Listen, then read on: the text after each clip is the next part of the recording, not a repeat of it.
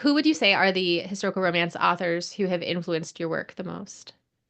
Yeah, so there are a lot, which is why I'm going to pause before answering that I know it's a question. tough question. So I think one of the first, if not the first, historical romance I ever read was one of Jeannie Lin's works set in like ancient China.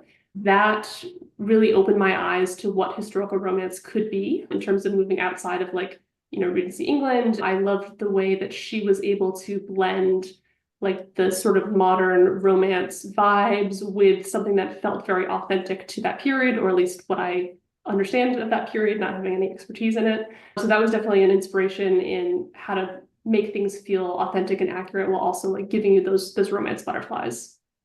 Yeah, that is a really great comparison point. So, the Roman Republic, this is a really ignorant question. Does that mean that this story takes place in Rome? Yes, Okay. but it's the only one in my series that actually takes place within the city of Rome. So the second book in this series, well, part of it takes place in Rome, but part of it takes place in like modern day, like France, so like one of the Roman provinces. And then the third book in my series takes place in Ostia, which is the port city like just outside of Rome on the coast. So, but within that Mediterranean sphere. Yeah. And are there ruins from the Roman Republic time for you to kind of like look at and be like, oh, this is how the houses were arranged and things like that?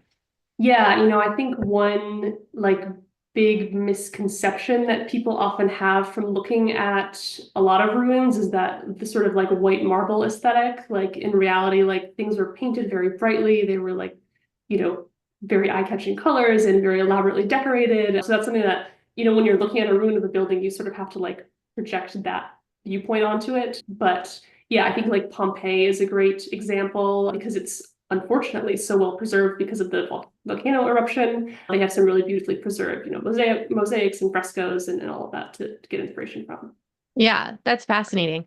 I think that a fun challenge that historical romance authors writing outside of like Britain have to take on is more world building because the readers don't have as much of like a reference point or even a like I know what's going on. I'm so don't tell me about the wallpaper. How did you think about balancing world building with story and all of that for your novel? Yeah, I think to be honest, as an author, like setting description is one of those things that's probably like a weakness of mine. And so I really had to be very intentional about incorporating that into the story to make sure that the reader feels like they are immersed in this world that looks very different from a Regency, drawing room or ballroom or what have you. So yeah, I tried to sprinkle that in throughout. I stayed away from using any like Latin terms. Like I used English equivalents where possible, 99% of the time, because I didn't want the reader to feel like they're reading something foreign. Like I ultimately, my goal with these books is to have the reader feel like they're stepping into something very familiar, something that feels very familiar to a reader of historical romance, and it maybe just has a few quirks here and there.